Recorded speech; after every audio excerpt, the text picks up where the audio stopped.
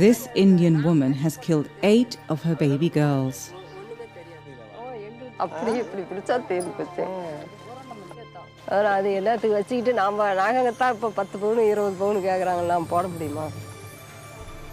She would get pregnant in the hopes of having a son, but each time she'd deliver a daughter instead, and each time she'd kill the baby because she did not want a daughter.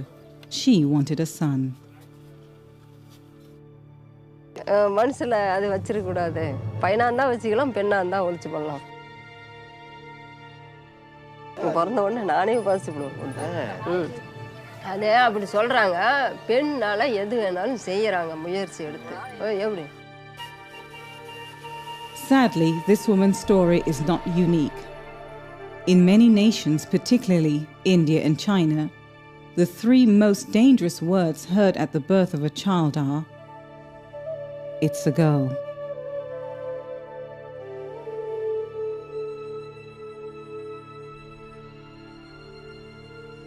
Around the world, the average gender ratio is 105 boys for every 100 girls born. But in certain regions in India and China, that ratio is as high as 140 boys to every 100 girls. And each year, that ratio skews more and more towards boys as fewer and fewer girls are born. What is causing this tremendous shift in the 2 most populated nations on earth? In India and China, most families prefer sons to daughters. Their cultures and traditions have instilled in them a belief that sons bring strength, blessing, and wealth to the family. Daughters do not. In fact, daughters in these cultures are typically considered drains on families and their resources. For instance, in India, a daughter's family is usually expected to pay an expensive dowry of property and money to the husband's family. Families with sons gain wealth and daughters-in-law. Families with daughters lose both their wealth to dowry and their daughters. This cultural preference for sons has led many families to rid themselves of female children. Baby girls are frequently aborted, killed immediately after birth, or abandoned. Those daughters that do live, though, often become victims of neglect and abuse. This mass extermination of female children, this gendercide, is the direct result of cultures which place a high value on the lives of boys and a low value on the lives of girls.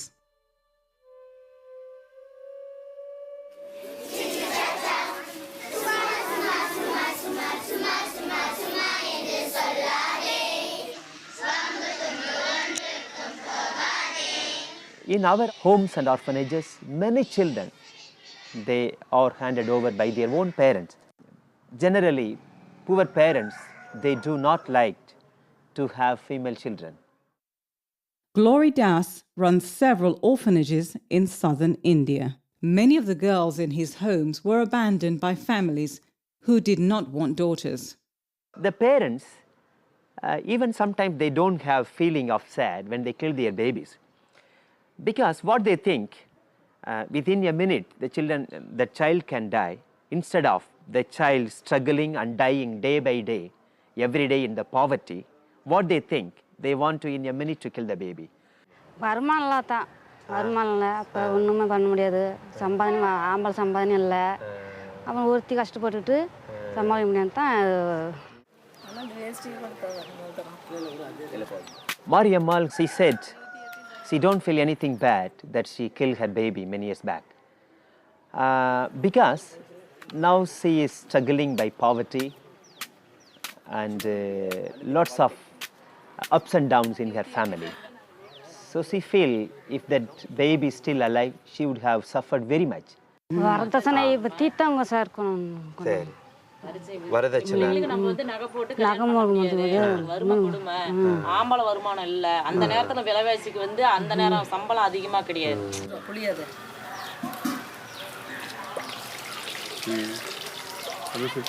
நம்ம சின்ன பரிசோதனை இப்போ பண்ணி பார்க்குறோம்.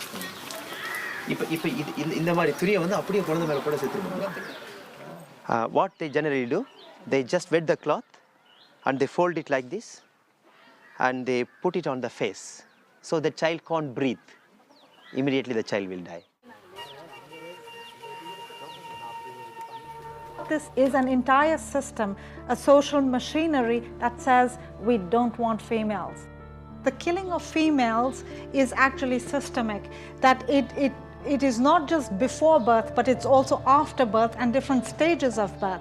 There's a huge amount of female infanticide. Girls under the age of 5 and under, have a very high mortality rate. Either they don't get food, or if they are sick, they don't want to spend on their medicine. It is negligent homicide. They're just allowed to die in a way that boys are not allowed to die.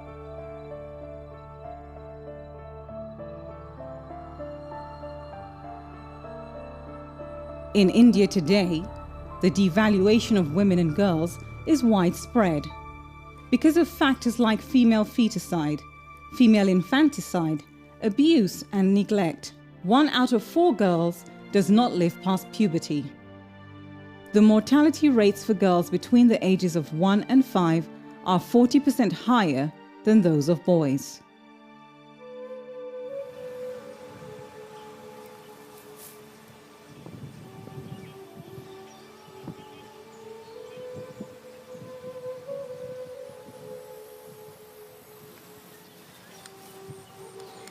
Why are some of the Indian households secretly and brutally eliminating daughters from their family system? Are Indians hating women? They like daughter-in-laws, but they don't like daughters? Responsibility to take care of the parents is on the male child. It's also that the male child is supposed to perform the last rites. This is also a system of patriarchy, so the family property, family tradition, family responsibilities are to be shared by and carried forward by the son, whereas the daughter, after getting married, gets nearly disconnected with her parental family, except in times of emergency. So a grown-up daughter is literally no good so far as family wealth system is concerned, family's requirements are concerned, family's challenges are concerned. And this makes Indian people have son preference and daughter avoidance. According to one UN estimate, there are up to 200 million missing women in the world today due to gendercide. Today, India and China eliminate more girls than the number of girls born in America every year. Genocide is the deliberate, systematic destruction of a racial, ethnic, or religious group. Gendercide is the deliberate, systematic destruction of a gender group, usually girls. பொதுவா எப்படி எல்லாம் கொன்னாங்க அந்த டைம்ல எல்லாம் என்னென்ன மெத்தடாலஜில எல்லாம் குழந்தைகளை கொன்னாங்க சொல்ல முடியுமா? தலையை தாம்பு அப்படி ஊற்றி இருக்கு மேலே ஊற்றுறாங்க, வேறு இதெல்லாம் பண்ணுறாங்க. So they crushed the neck or they put the wet cloth on the face. Sometimes they put some rice, the child will die. Sometimes they give poison, some drops of poison in the milk. There are some special plant. If they take the milk from that plant, the child will die.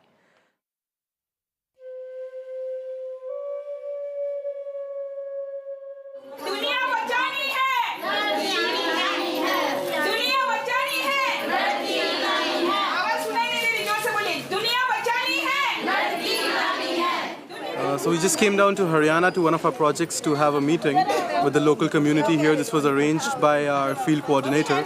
And in this meeting we discussed various topics of female feticide, of dowry, of equality of girl child and boy child.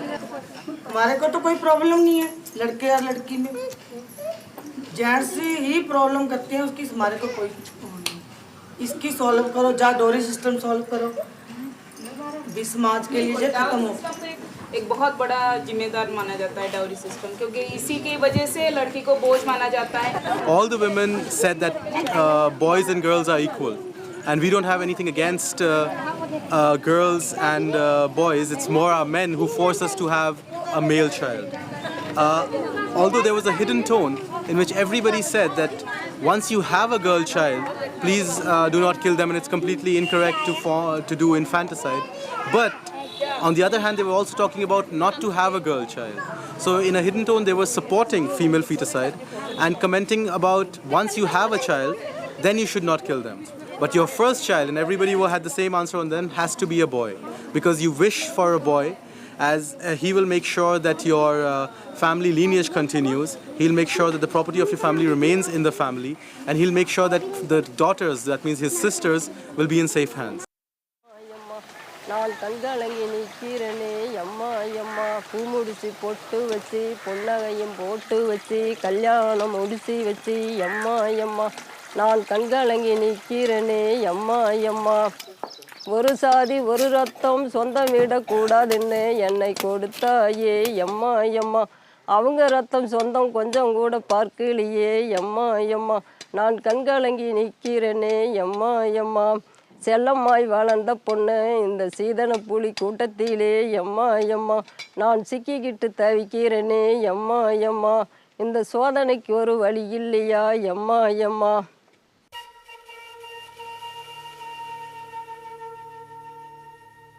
In India, as girls grow up into women, their plight does not improve. More than 100,000 are murdered each year because they fail to produce sons, or because their new husbands or in-laws are not satisfied with the dowry they received.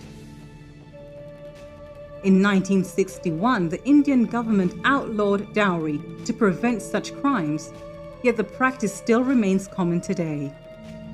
And a majority of dowry-related crimes are never investigated or prosecuted.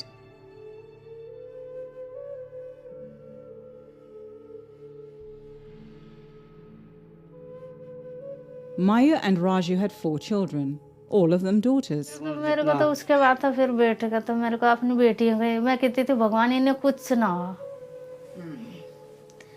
ऐसे बोलती थी तभी भी। हमें बेटी से ज्यादा क्या नाम बेटे से ज्यादा बेटी पे खुशी है हमें बस। As their eldest daughter Latika got older, her parents worried she wouldn't find a man to marry. फिर उसे लड़का दिखाया तो पहले तो पसंद नहीं कर रही थी, फिर बाद में मैंने फिर कहने लगा मुझे अच्छा नहीं लग रहा है लड़का। मैं जिद करते रही नहीं अच्छा है लड़का बोल के। फिर वो कहने लगी जैसे आपको अच्छा लगता है वैसे ही मेरे को तो शादी करके तुम तो मुझे भगा ही रहे हो, मैं तो जाऊंगी। लड़की तो यूँ भी बोलती थी कि तुम तो बोझ हटा रहे हो मेरे को अपने सर से। After the man agreed to marry Latika, Maya and Raju collected what they could to put together as a dowry. And so Latika and the man were married. Soon, Latika got pregnant and gave birth to a baby girl. This made Latika happy, but upset her husband. Latika's husband frequently drank too much and would abuse her. Latika, though, not wanting to worry her parents, didn't tell them about the abuse. Then one day, Maya and Raju received word that Latika was in the hospital. तो इतने में जो गाड़ी चलाता है वो कहता है कि नहीं कि वो ना बहुत ज़्यादा सिरे से बोल नहीं पा रहे। तो मैंने सोचा ये कुछ छुपा रहे, फिर मैं रोने के अलावा कुछ भी नहीं, मैं खूब रोने लगे। By the time Maya and Raju made it to the hospital, it was too late. Latika was dead. कि उसके सिरे लाके देखा तो वो तो यहाँ पे गले पे पूरा निशान पड़ा हुआ है। निशान पड़ने के बाद तब हमें फिर रोना पीटना, हमारे तो होश ही उड़ गए थे लड़की को देख के कि इसने मार कैसे दी, झूठ कैसे बोला इन्होंने, ऐसे ऐसे दगेबाजी करी है हमारे साथ। ये ज़मीन बेच के हमने अपना पूरा आधा हिस्सा ज़मीन का हिस्सा पूरा बेच के सब कुछ दिया। Latika's husband had claimed she had hung herself, but Maya and Raju didn't believe him. The police arrested Latika's husband for the killing of his wife in what is known as a dowry death. But after a few weeks, they let him go. In India, courts frequently ignore dowry deaths and other crimes against women. Now Maya and Raju worry about Latika's baby girl, their granddaughter. They worry for her safety, living with the man who killed Latika. Homes where there is tremendous violence inflicted on women are the same homes where violence is killing girls of 5 and under at an abnormal rate. So it is like the female becomes one of the inadvertent pawns in this resource exchange in a patriarchy. So you can buy her, sell her, keep her, you know, or kill her, however you want. It's like with any resource, you know, so that is the complete dehumanization of females. Dowry and infanticide and feticide go hand in hand. The minute dowry enters a community, everyone becomes greedy for dowry. They think, okay, this is another way of getting a huge amount of money, and they demand huge amounts in dowry. And if they are entitled to get dowry, then they have to give dowry as well. So that becomes reason for them not to have girls and daughters. And so that doesn't matter whether you are very poor or you're very rich. In India, that same logic applies. You know, if you're very rich, you're getting, you know, foreign BMWs and Mercedes in dowry, but you'll have to give that also in dowry. So the logic for why feticide and infanticide are occurring today are actually more, it is really greed based. It is not based on economic necessity.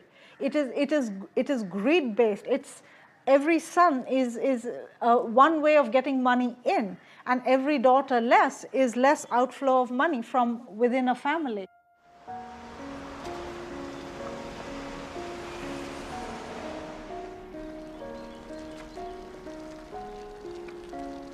Poor families who want to avoid paying expensive dowries frequently kill or abandon their newborn daughters.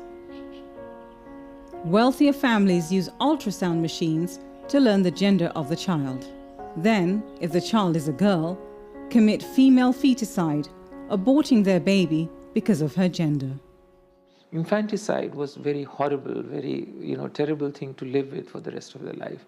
So medical profession provided an easy, kinder way of killing. As if killing before birth somehow made it kinder. Killing behind an operation theatre table makes it less gory, less bloody. Now, infanticide to a smaller level has occurred throughout history in India, China, and rest of Southeast Asia. But when female feticide came, it was so easily socially acceptable. In the worst of times in history, in medieval times, not more than 1, 2, 3, 4% girl children were killed at birth as infanticide. But now in modern societies like India and China, 20, 25, 30% girls are being killed before birth.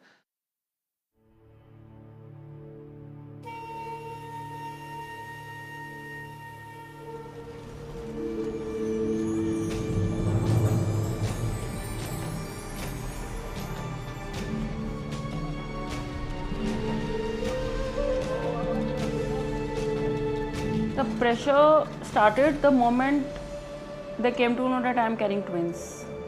The pressure started to get the sex determination test done. Mitu's husband and his mother demanded Mitu get an illegal sex determination test because they feared the twins would be girls. When Mitu refused, they locked her in her room. The next 3 days, I was not given anything to eat or drink. The only thing that was demanded was that they want a sex determination test done and abortion if both babies are females. My mother-in-law told me this in front of my mother that for 1 lakh rupees, we can get 1 baby killed inside my womb. So if they are girls, at least do that. Usually in such cases, when women are pressurized, they give in. They feel that the lesser evil would be to terminate the fetuses, because that way you are protecting your own family, you are protecting your marriage, and at some point of time you can give birth to the so-called son, the one that is wanted, and in the process there would be one happy story and the bad stories would be forgotten. That is why the sex ratio in India has declined. Knowing Mitu was allergic to eggs, her husband and his mother baked a cake made with eggs and fed it to her. When Mitu became ill, she had to be taken to the hospital. There, Mitu's husband and his mother convinced the doctor to secretly perform an ultrasound.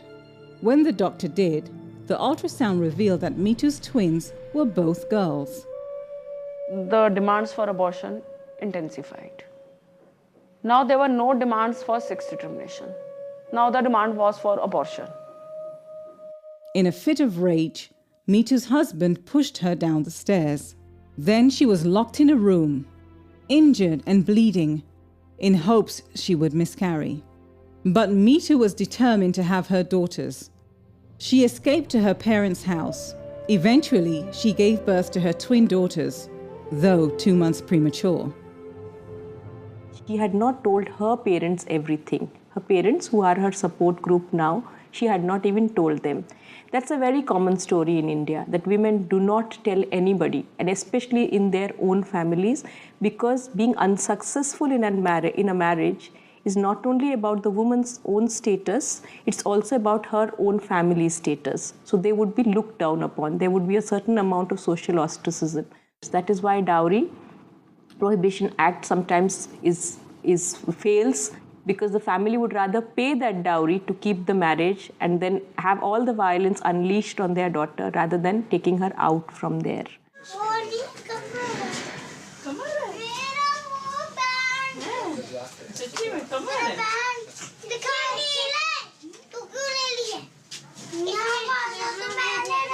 My husband told me that he wants a mutual divorce.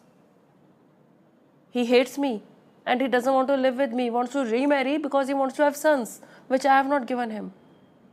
He has not got anything by marrying me. He has not got dowry. He has not got sons. So according to him, I was a useless wife. He wanted to throw me out.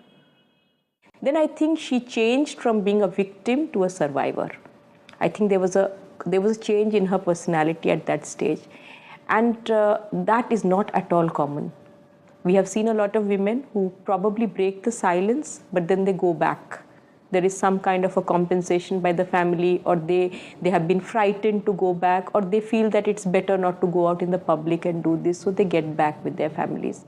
On 9th of May, I filed a complaint to the PNDT department, which bans sex discrimination. They didn't take any action on it. In order to curb the growing practice of female feticide, India passed the Preconception and Prenatal Diagnostic Techniques Act in 1994. The PCPNDT Act made it illegal for a doctor to determine a fetus gender and for parents to abort a child because she's a girl. According to the PCPNDT, doctors with ultrasound machines must be registered and are required to report whenever they perform an ultrasound and for what reason. But many doctors ignore the law.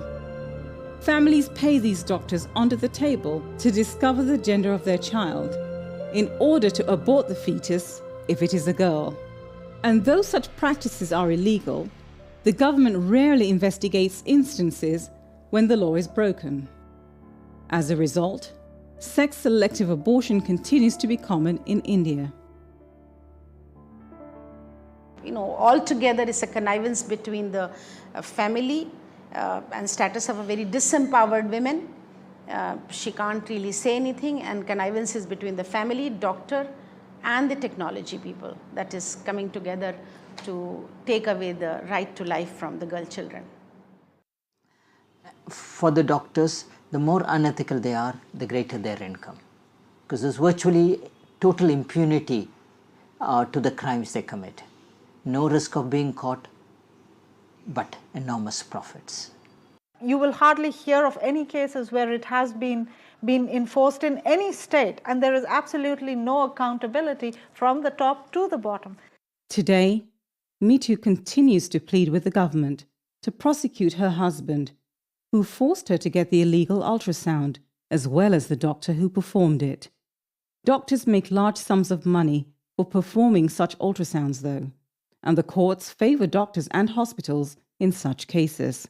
This fight has been going on for years. The Chief District Medical Officer, who was supposed to take action and seal the hospital on this, he called me to his office in August. I, along with Mrs. Vijay Lakshmi Nanda, who is a good friend of mine, we went to his office, and there I was told that, what's the problem if your husband wants a son? You are young, you can again get pregnant. He said, I'm giving you a fatherly advice. So I asked him, sir, what do you mean by a fatherly advice? Does this mean that in the next pregnancy you are asking me to go for a sex determination test? Or you mean to say that we women are just machines and we should go on producing children till we get a son? I started receiving threats that I'll be murdered, my daughters will be killed if I do not withdraw the cases. And eventually, on a night duty, at 11:30 a.m., At 11:30 p.m., one senior doctor came and he threatened me with rape if I do not withdraw the complaints. What should I do to save my daughters? Where do I go from here?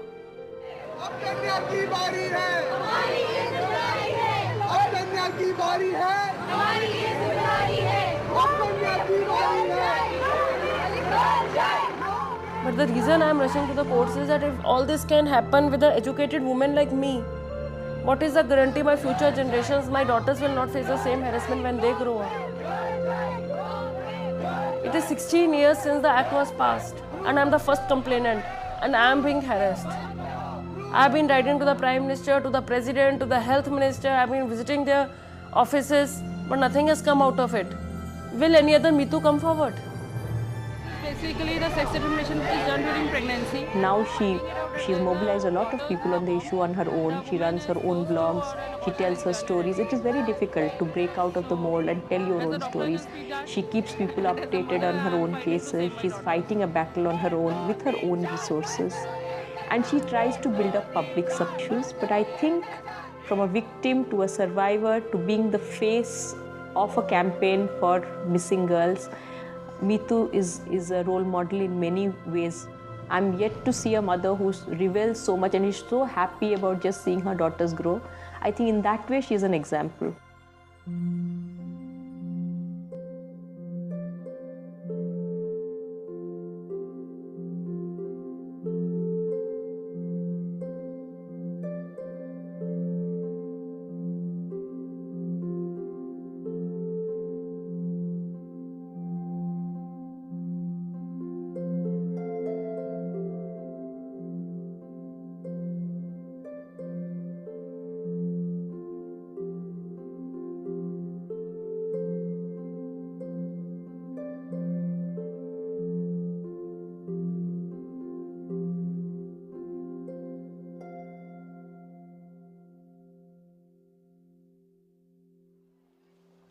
The female gendercide prevalent in India is also widespread in its neighbor China. Like India, China is a patriarchal nation with a strong son preference culture. But the Chinese government has created a policy which ultimately encourages gendercide.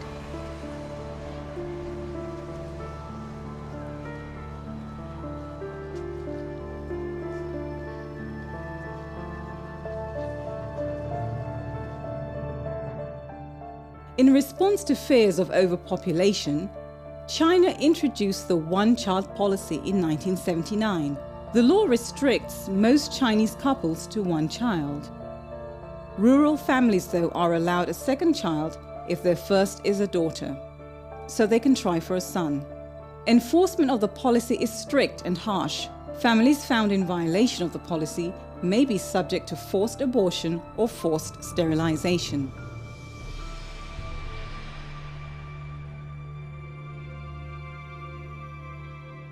哎呀，反正在村子里都有专人搞这些工作的嘛，就被他们知道我们在那里嘛。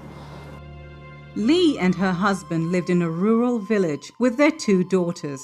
They were allowed 2 children because their first child was a girl, but their families desperately wanted them to have a son.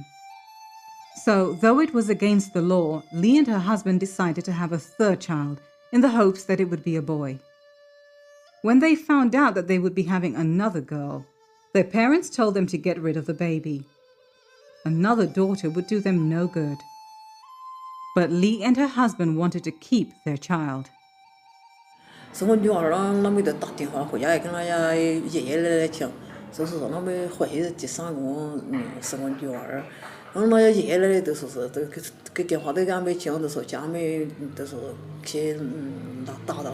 In China, there's a system of paid informants where women who are illegally pregnant can be informed on by their neighbors, their friends, their co-workers, their supervisors, just walking down the street and looking a little bit bigger. These are paid informants.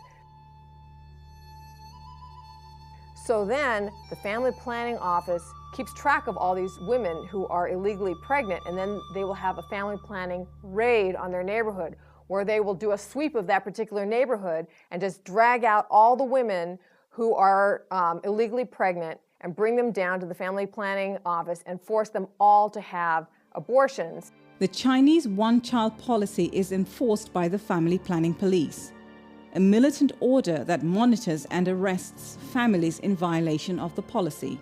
The family planning police heard Lee was pregnant with her third child, so they forced their way into her home. 我舅舅跟妹妹或者做牛都不敢叫，还害得3回回，害得你这个心都跳得动啊动。后来那个男的就跑到那个窗户，那个窗户是打开的嘛，跑到那个他去看了一下，我就坐在那个门底下，他没看到我。如果是看到我的话，连我也一起带去，但是带去肯定是又要罚款，又要叫我把那个小孩子反正做掉。然后那些人就说：“你看你女儿都说你有2个小孩子了，你超生了。”他说到后面到精神病去了，我老公就不去了，他就把他拉着去嘛，就把他几个人哦，全是说话语还吼声吼气的，就把他拉。出来哈儿跑，4点多钟至5点钟这哈儿警察，我早上都说要罚了1万个，要罚了1万块钱。我没给你讲都说，我每次在这都是大家注意看都是，哟，你们就是像1万块钱，总怕是你把傻子，是不是轮不一在走向都流起来，我都说想。To save the life of their baby girl, Lee and her husband went into hiding. Eventually, Lee gave birth to their daughter. But because their child was born illegally, they had to remain hidden. 我在家里门都不敢出的，反正如果你在家里可能就大门也不敢出，只能在家里躲着。你在家里躲着，被别人知道，人家也会上门来抓你的，都不敢在家里的。那去广东有时候给这屋头嘛，给自然有人家计划生有追，给啥子给那要出厂那里有追。主要无法，你给这屋头待不下去，他们说马来西亚就是你，当然说他们去那段时间还能没的嘛，还得那是正月间去嘛是。那都是说，反正说他们是要抓儿女妇嘛，去花城有这些都是最主要是抓儿女妇嘛。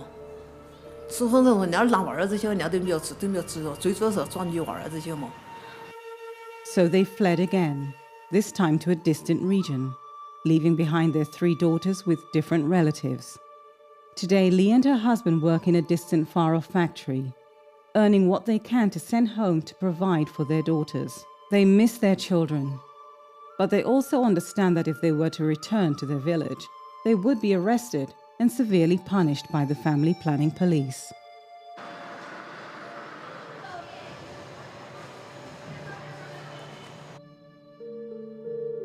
妈妈出去打工赚钱，因为她赚钱给我读书，因为她想妈妈了。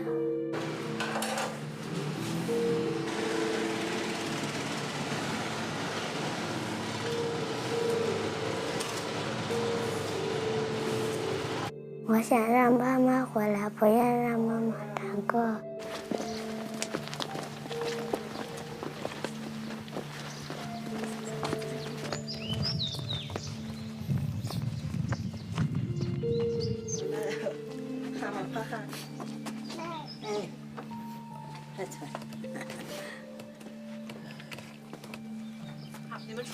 我是家大多少那说了舍不得，我说姑娘娃儿大到一夜你们不舍得负担，然后我说生个男娃儿你们一个人，因为我那时候管负担不负担是由我们负担了，说你愿意跟我们带你带，不愿意带算了。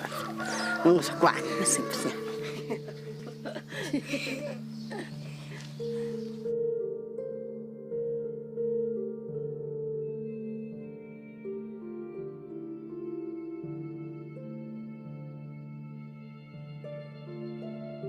现在其实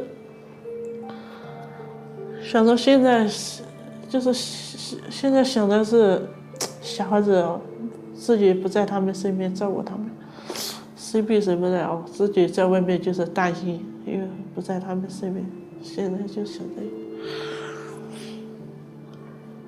个。最主要想我那个小女儿，那个我出来的时候才5个多月哦，就把他丢在家里了。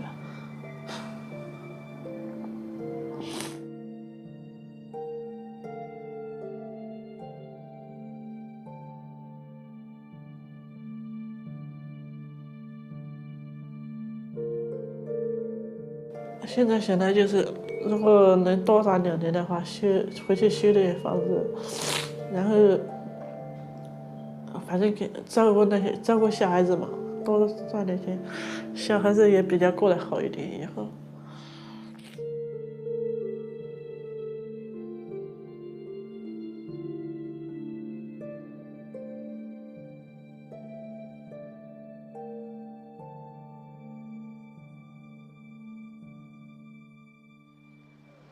The one-child policy was enforced through financial punishments on parents. Now, during the 80s, these financial punishments implied that parents were denied some of their income to the tune of 10% of income from both parents for 14 years until the child reached 15 years old. And in recent years, the one-child policy punishments have become even more severe, 2 to 3 years of family income for parents to have at least one kid. Now, some of these parents have decided to have a kid, you know, in spite of the policy, but for many parents, they were forced to choose between a financial punishment that they could not afford or not having a son, which was something they also couldn't deal with. And so for those parents, they were choosing between financial ruin or engaging in sex-selective abortion. 后面他还拖了个西瓜。不可以。我画小鸟好不好？画小咪咪呢？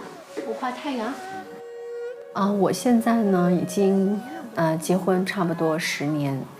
那在5年以前呢，我和我的先生那个时候也没有任何的准备，就是很怎么说很意外的那种情形下呢，就有了我的女儿。所以那个时候对我们来说没有准备的太好，所以那种心里面的矛盾七上八下。但是因为是第一个孩子嘛，所以也还是很，后来接受之后就很精心的去度过那个孕期啊，养育他的成长，然后也真的是学了很多啊。然后就在这个时候呢，好像就上个月就发现，哎，我怎么怀孕了？但是另外一方面对我来说，其实也是怎么说，还是蛮有压力的，因为你知道，在这个地方，一方面是，社会的政策不是很支持这样的事情。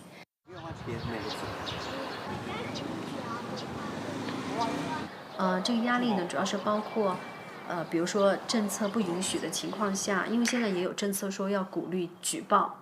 所以在社区里边，如果是真的有人有这种心思要去举报你的话，他可以得到一点奖励。然后的话，我可能就会被胁迫去怎么样流产啊什么的。然后我先生的工作也会受到影响。可能的话，严重一些的话就要离开这个公司。因为这是和国家第2胎的话和国家政策是相抵触的，是这样子。另外的话，如果我们把小孩的话，就是在国内把小孩生下来的话，那么小孩是没有户口的，这就意味着的话，小孩的话，不能坐飞机，或者说是不能出国，只能坐火车了嘛，或者说是自己开车，是这样子。我觉得会包括以后的可以上学，对，然后包括他的一系列的一些福利待遇，这些是没有的。然后父母的话还要背一个名啊，我觉得是不好的一个名声的话，属于超生。In China, a new population of illegal children are emerging. These children have no official existence. They are ineligible for education and healthcare, and when they grow up, they cannot officially be married, own land, or hold a job. They have no future in China. 对，如果我们要落户口的话，目前这个地方的话，差不多要将近20万人民币。对，那么这笔费用的话，我觉得是我们不具备的，这是第一点。第二点的话，我们是觉得其不值得。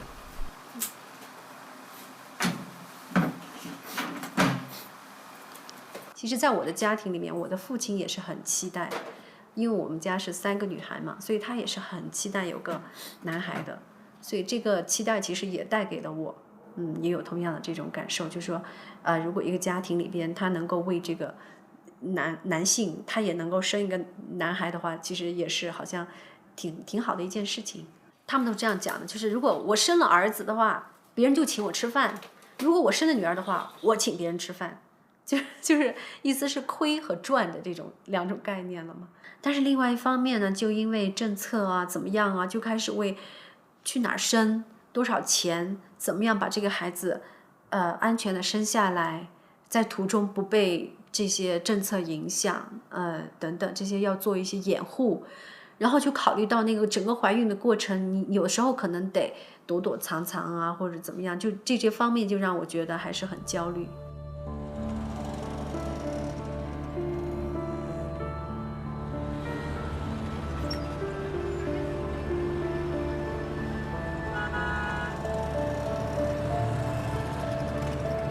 The Chinese Communist government has declared or even boasted that over the past 30 years one-child policy, they have prevented over 400 million lives in China. That's greater than the entire population of the United States. They also reported that there are 13 million abortions a year. That is about 35,000 a day and almost 1,500 an hour. Many of these abortions are forced abortions up to the 9th month of pregnancy.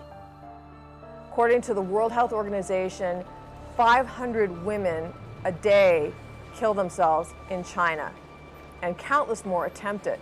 China has the highest female suicide rate of any country in the world. Could this epidemic of female suicide in China be related to forced abortion, forced sterilization, and female infanticide? How does a woman feel about herself as a woman if she has killed her daughter just because she's a girl? How does that make her feel about herself? How does that make her feel about her own right to live, to draw breath on this earth?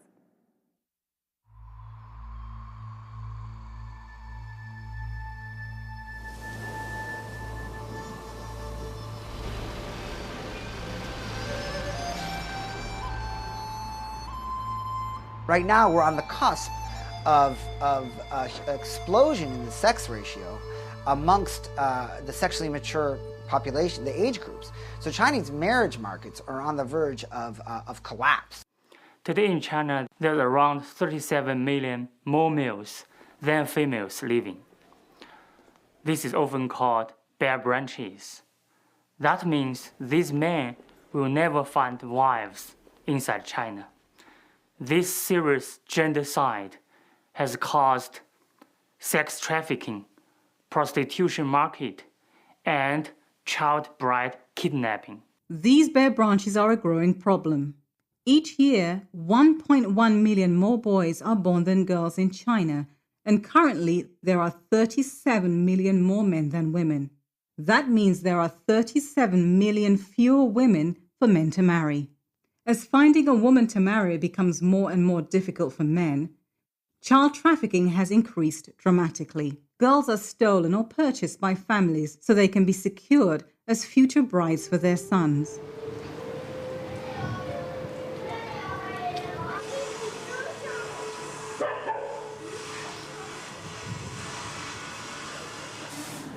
当时丢孩子的时候呢，孩子就在我家这个大门口玩耍嘞。孩子玩耍的时候，当时我们丢完孩子的时候，我一会儿我5点半丢完孩子，我5点40出去外面找孩子。当时吧没有意识到是自己的孩子丢了，因为在我们这里就没有发生过这个丢人的事情，真的是。天黑了嘛，8点多了，8点多的时候天黑了，我都看到呀，肯定是丢了孩子。那你孩子小了嘛，孩子丢的时候是2岁半嘛。这个我们村里的这个广播也广播了孩子这个信息，是谁家领的孩子的，就赶快送回来。他的父母很着急，通过广播也播了，反正不见孩子踪影，我就知道，当时那一会儿就意识到了，肯定是有人把孩子拐卖走了。我的精神彻底崩溃了，我就是坐在那个大路上，哭呀喊呀，孩子哪了？是谁把我家孩子抱走？ They searched the surrounding villages, handing out flyers with their daughter's picture. For months, there was no sign of her, and the longer she was gone, the more her parents worried. 贴在电杆上了，我就想，我家孩子是不是能冻着？怕我家孩子冻着，没有白天也没有黑夜，白天出去找孩子，晚上回来睡不着，一直找，就是历经了7个月，7个月零7天，就是自己一直想尽办法的找，也有好多好心人帮助了，不是。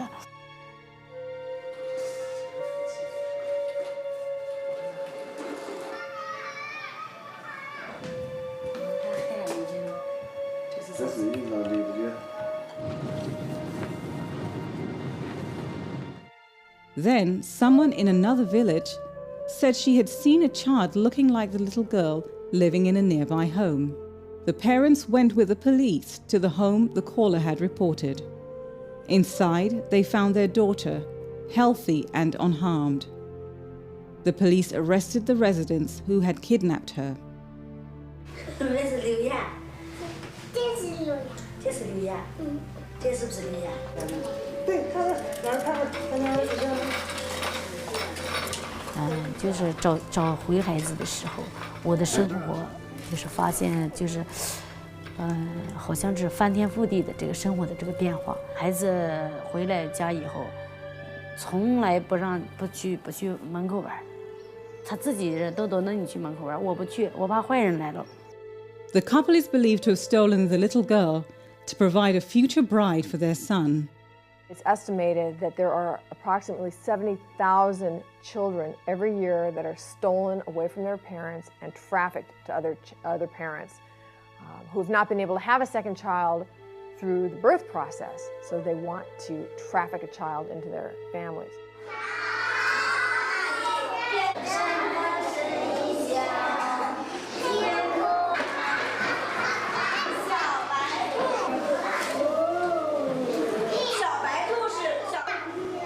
这个，反正现在目前为止，在我们这个地区来说，丢女孩的特多，丢女就是，可以说就是家长就是说实在话，我家孩子就是2个姑娘，我没有重男轻女这个观点，这是我自己的孩子，我怎么能因为她是个女孩我就抛弃她？不可能，绝不可能。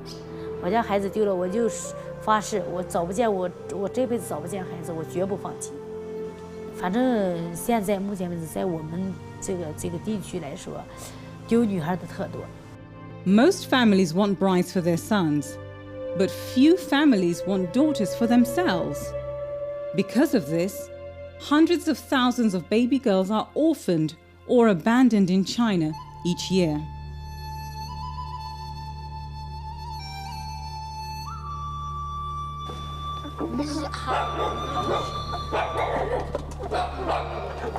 没脚了，你在哪就是没脚了。我上冷台了，冷台了，俺们他鸡了嘛，把鸡的那鸡是好养活，我就是他鸡啊，你湖边得住，就是你我日说那湖那么去做水淹了嘛湖。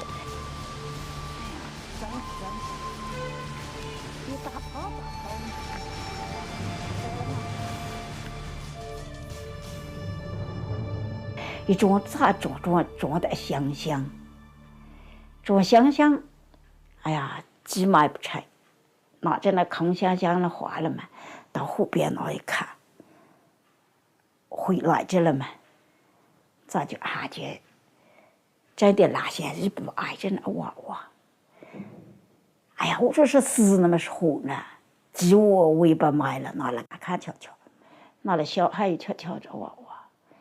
小孩还那娃娃，如果说死了嘛，俺人丢。老虎钳子睡在那捡的他开门，说捡着娃娃，大胆倒到那岸体呀，抓到去那岸体，200么几百加起的样子。身体状况看上去比较消瘦，然后另外一个他就是出生不久嘛，因为脐带都还在上面，都还没有解掉，所以他当时就是用一个纸箱包着。记得一条条在这儿，哎呀，保安不按要，保安说我得摇着翻草车的。我说你妈，你怕就是翻草车的捡了还保安，哪天的110，吃饭了，我累这么没上班了啊。哪冷？哎呀，我说我捡了，就说我冷了嘛。我样式哪都行，你来的那么好，我捡几针，我捡哪了针？我一定要得养大。我说，就是放这了，任何人都不干，一二都不干，派出所那收都不干，但按收入是我就一直投掉的。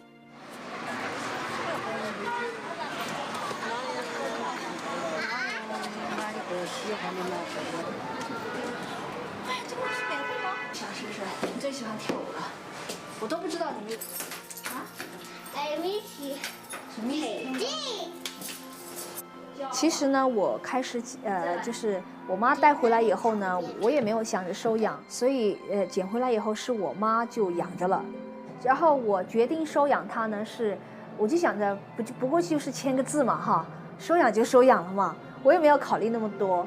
所以呢，就考虑来考虑去，然后大家说了，就让我觉得很挣扎，因为考虑去考虑来，就很多的周围亲朋好友就有很多好意的说法，就说，你看你现在，一呢你的工资不高，第二呢你还没有找对象，第三呢你看你父母又是年纪大了，然后你妈又没有工作，身体不好，然后你看人家还要叫你签字，你以后结婚不准生孩子。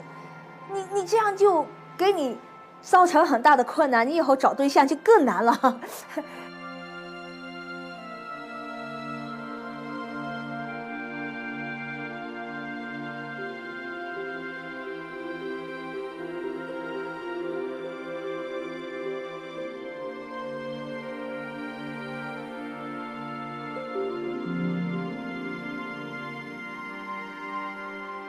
其实包括我妈也经常说养儿防老什么女孩子嘛是泼出去的饭，什么江水饭了什么的啊，就是你知道我们本地的这种，就说如果他娶的那个男的如果娶了一个媳妇儿进来，那么那个媳妇儿就是成为他的家人，就是属于他家的，所以呢女的嫁呢就空了，就没人了对。是这样的，我妈是这样说过，但是我妈没有这种思想，所以她捡到美惠，她并没有想他是男孩女孩，她就怜悯他，然后就带到家里来了。小孩子他就不丢了，他就真着，他就要了。要是多生呢，生了真是二两，丢不要。一些农村的，生啥那是那了嘛，是二两了嘛，拿着买还上多。不好，就别的人要。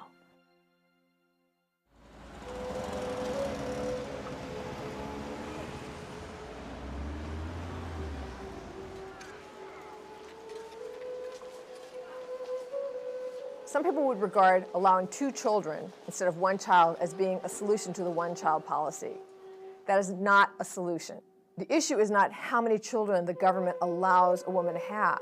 The issue is the coercion with which they enforce the number.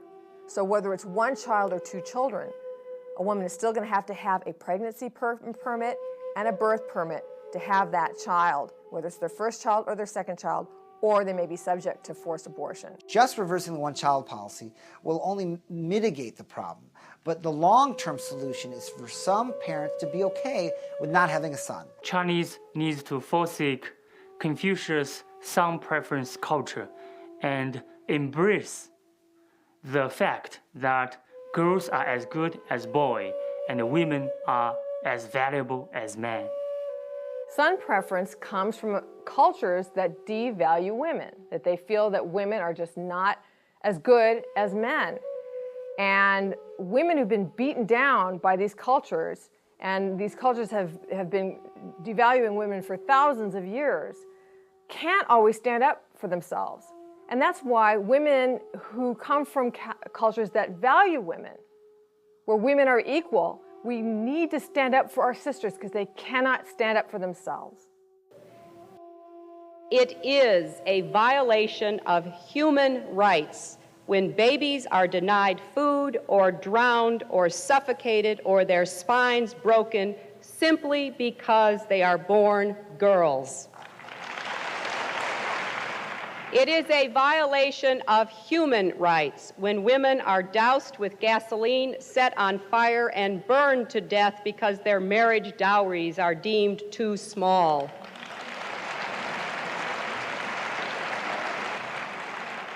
It is a violation of human rights when women are denied the right to plan their own families, and that includes being forced to have abortions or being sterilized against their will. If there is one message that echoes forth from this conference, let it be that human rights are women's rights and women's rights are human rights once and for all.